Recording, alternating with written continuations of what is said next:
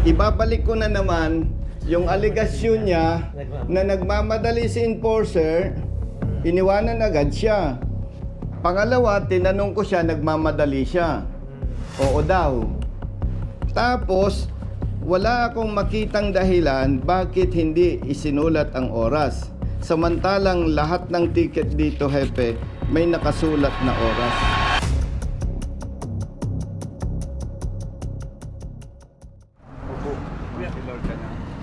Ano po barangay po?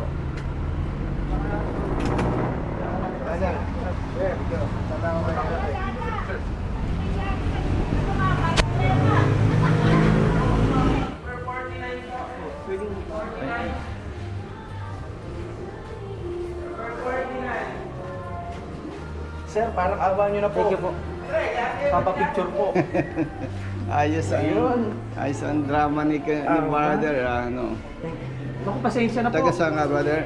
Liliw Laguna po. Anong lakad mo? Anong lakad mo dito? Ano po? Ano po? Plaka lang po. Meron na? Release po. Sir, maraming salamat.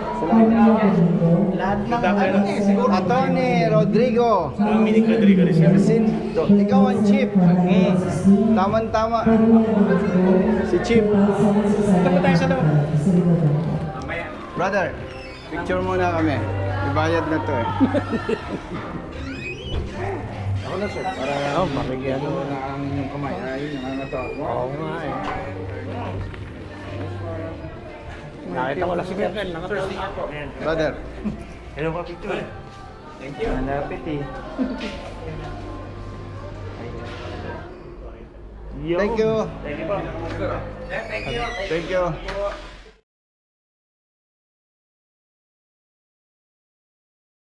May tao ka bang Nandiyan siya. Oo po, nandiyan. With all due respect, pakitawag.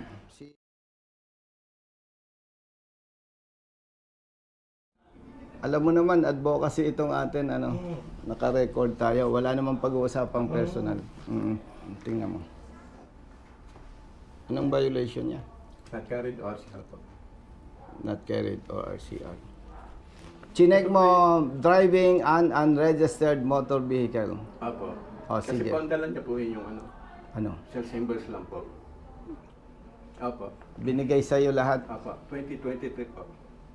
Binigay sa'yo. Hindi, binigay ito sa'yo lahat. Naalala mo? Apo. Meron pa siyang version. Nagmamadali kayo. Kasi Tama, po, hindi? Tama po. Kasi Oo. papals na po kami. Yun. Apo. Importanting statement dito, yung totoong nagmamadali siya. Itong, ang aligasyon ni Ryder, ito ibinigay sama-sama. Ipagpalagay na totoo ang sinasabi mo at nagsisinungaling ang Ryder. Bakit mo chinekan ang driving an unregistered motor vehicle? Hepe, oh. Manghuhula ka ba? Hindi po. Kasi po wala nga po siyang... Ay, nako. Kaya daw niya chinekan ang driving unregistered vehicle ay dahil walang dalang ORCR. Opo. Talaga naman po dapat i-checkan kung wala pong dalang Mali. Yan po yun ang presumption. Pag walang dalang ORCR, hindi po registrado yung sasakyan. Mali. Presumption po kasi yan. Isinulat niya, not carried ORCR. Saan po? Yan. Ang baba po. Kung ako enforcer, bakit ko sasabing unregistered? Hindi ko pa nga alam eh. Kasi- ORCR, not carried. Apo. Pasensya, mas naniniwala ako sa version ng rider eh. Wala naman Ang problema sabi doon. ni rider, nagmamadali. Hepe, tinanong ko sa enforcer mo, nagmamadali. Ngayon, doon sa version Hepe ni rider, sama-sama itong binigay, nagmamadali ang enforcer. Ang pagkasabi, pagka-ticket, Bigyan ko na rin. Opo. ibinigay na sa'yo. Apo. Opo. Oh. Tinanong ko, nagmamadali kayo. Oo daw. O tama ang version ni rider. Apo. Magkakasama daw ito. Hindi ko lang po sure talaga at the time kung dala na niyang ORCR. O sige. Kasi po, sabi ko nga, unang-una, kung mapapansin nyo, hindi naman naka-staple eh. Oh, para bang... Oh, yan So, ha. assumption hindi yun ko na- sa'yo? Hindi naman po, wala po akong ginagalaw, ha? Mm. Magkahiwalay naman po Ah. yan. So, kahit paano ko puma-assume na sama-sama yan, unang-una. Mm. Kung siya, di ba? Okay. Tingnan mo nga kung rehistrado o hindi. Oo nga po. Ito po, hindi niya po dala-dala. Hindi, ito pinapakita ko Hindi, sa'yo. tanong niya, sagutin mo lang yun. Naka-reso po siya galing 3 years po. Roger, tinanong kita kung magkasama ito, sabi mo magkasama. Opo, nakatupi sir. Ito sir oh. Kailan ka nag-picture niyan? Yun din pong araw na yan kasi ito sir yan oh. Ayan po yung ano. Yung Ano, Yan. tingnan mo ka na. Anong oras ka Ayan, nag-picture? sir. Kaya na rin po tumingin. Anong oras ka Alas 7 nag-picture? po. 7:24 po yan. Anong oras ka nahuli? Nandito po. Saan? Ito po. Ay, hindi ko nalagyan po. Di ba dapat may nakalagay Opo, na meron oras po. to? Hepe, Oh, hindi na lagyan ng oras. Ito kunin ko na po. Nakalagay po yung ano. importante yan eh. Oo nga po. Kunin ko lang po yung duplicate po sa akin. Diyan Ito po na sir. yan eh. Diyan sir ako lumapit eh. Sa kasama niya eh. Hindi, sunod-sunod naman po ang ticket po yan eh. Nung may oras po. Ah, sige, tingnan mo nga. yan. Tingnan ko nga yung iba, brother. Yung iba. Baka naka... Yung pera po lang. Baka mo nga yung batch Pera po ticket yun. ng TOP, ha? Apa. Para ma-verify natin yung oras. Tsaka po makukonek naman po sa Cavite. Nagpicture ako ng inko eh. Magkukonek-connect naman po yun kung talaga hindi ko dala. Oo, papunta po Medyo ako. malayo na yun. Hindi, papunta ka Hindi, Cavite. kasi may Hindi timestamp ibig naman sabihin kami. dala niya ito. Magkasama. Ang aligasyon niya, Hepe, magkakasama ito Ah, check na rin. nung binigay niya.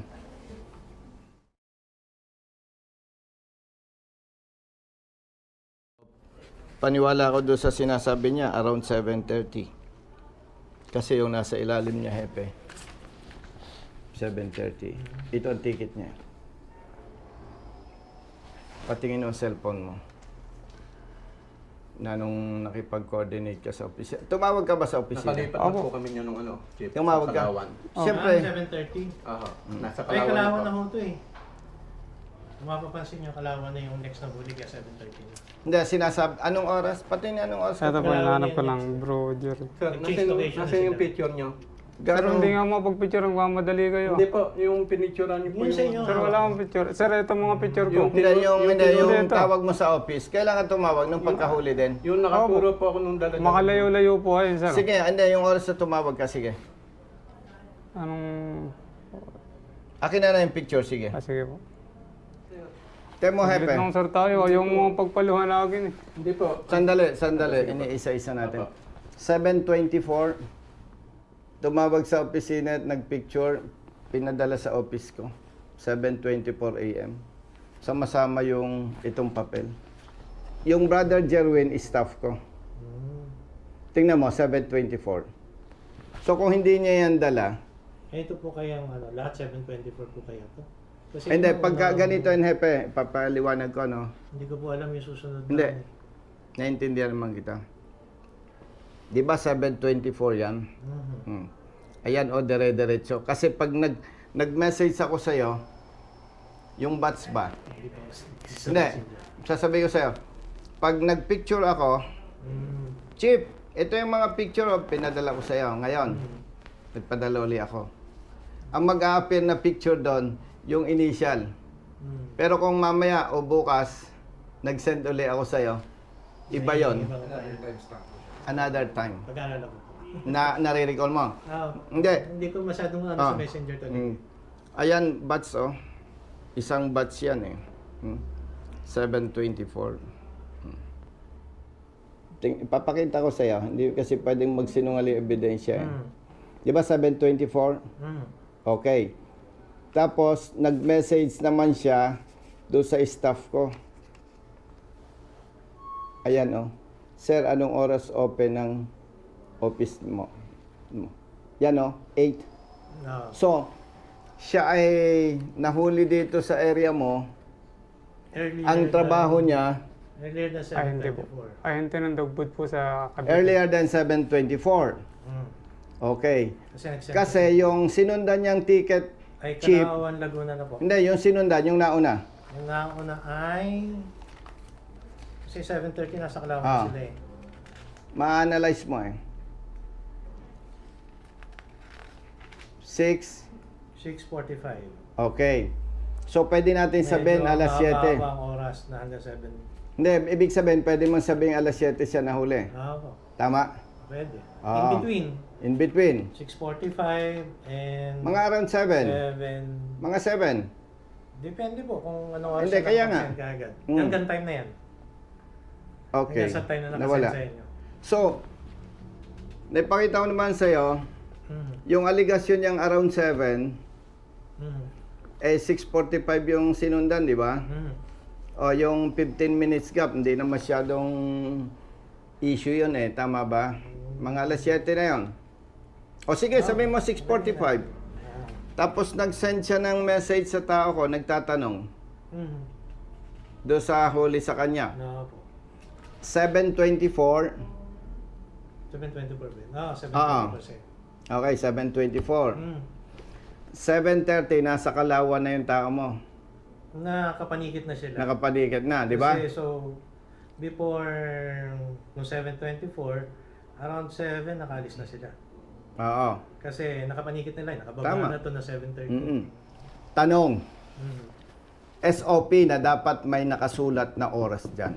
Yun lang. Yes or no? Yes po. O, mas kapani-paniwala siya, hepe. Kasi kung naglagay ng oras ang tao mo, panalo na siya. Hindi ko na argumentohin. Sige po. Kung ginagawa ng tao mo yung tamang trabaho, wala tayong argumento. No, po nga eh, kung napaan. Kung inilagay mo yung oras, Opo. ay halimbawa, nilagay niya oras, hepe, halimbawa lang, Mm. o 6:40. Tapos 7:24 siya, Nag-send sa inyo. nag-send. Nakapaghanap na yan. Hindi may time gap. 19. Panalo na yung tao mo. Oo po. Pero dun sa SOP na dapat sinusulat yung time, Mm. tingnan mo, very clear. Place of apprehension, date, time. So, technically, legally, may mali yung tao mo, hindi niya nilagay oras. Ang pinagtataka ko, hepe, Mm. bakit lahat ng huli may nakasulat na oras? Ibabalik ko na naman yung aligasyon niya na nagmamadali si enforcer, Mm. iniwanan agad siya. Pangalawa, tinanong ko siya, nagmamadali siya. Mm. Oo daw.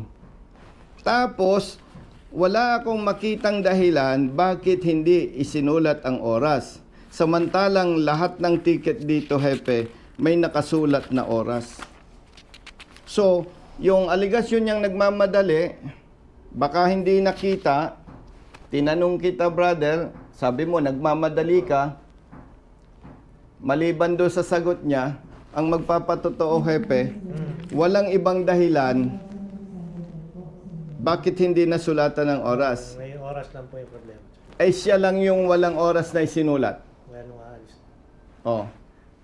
So, without bias, Oh? ang conclusion dyan, hepe, totoong nagmamadali siya. At tayo, pag nagmamadali, kahit simpleng dokumento, pwedeng na-overlook mo. Yeah. Pwede, Oh. pwede po nga. Pwede. Mm. Pwede. Now, ang request ko lang, hepe, Mm. dapat sana ayusin ng tao natin ang trabaho. Kasi katulad niyan, absent sa trabaho. Mm. Ako from Silang, O nga po, layo niya. tumakbo ko. Mm. Eh hindi naman ako natulong na parang style padrino. Ano, Kasi pag tumawag ako sa'yo, ayusin nga ninyo yan. 100% makikita mo, i-absolto mo siya. Pero hindi ganun eh, kailangang mahimay natin eh. Mm. Ngayon, kaya napaka-importante, hepe, na maging lesson sa lahat, yung oras. Opo. Kasi dito sa diskusyon natin to, kung may oras, pagtatama-tamain natin yung version niya, yung kanyang ebidensya, pag nagdikit-dikit yon, madali mo agad sabihin, mali nga ang huli. Yun ang lesson doon. Nilagyan ng tao mo ng unregistered. Pero pag tiningnan natin yung documents, registered ang kanyang motorsiklo. Ano ang gagawin mo ngayon? Sa adjudication po natin, re-reverse po naman natin. Kailan? Kung kailan siya tutubos po. Kasi po... Teka, bakit sabi siya ko, tutubos? Yun nga po, kung kailan siya pupunta sa amin. Ngayon na kami nandito eh. Sige po. Ayan, Kasi actually, mali pasensya sa word na tutubos, ipapa-adjudicate. Kung ano po, ipapa-adjudicate. Nandito ko na siya. yung ORCR, At nandito yung tao, nandyan yung sige po. motorsiklo. Pa-adjudicate ko. At nire-request ko, i-resolve natin ngayon. Ang lesson na lang dito, sa'yo bilang rider, Opo. pag nag-conduct ng checkpoint or operation, ang LTO, ang kailangan lisensya o RCR. Huwag mo nang ipakitang ibang papel. Opo. Sa iyo naman kapatid, kahit nagmamadali ka, kumplituhin mo ang detalye. Napakahalaga ng oras. Pa-assess. So may lesson sa'yo, may lesson din sa enforcer natin. Dapat talaga may body cam ang enforcer. Kasi kung may video, walang ganitong diskusyon.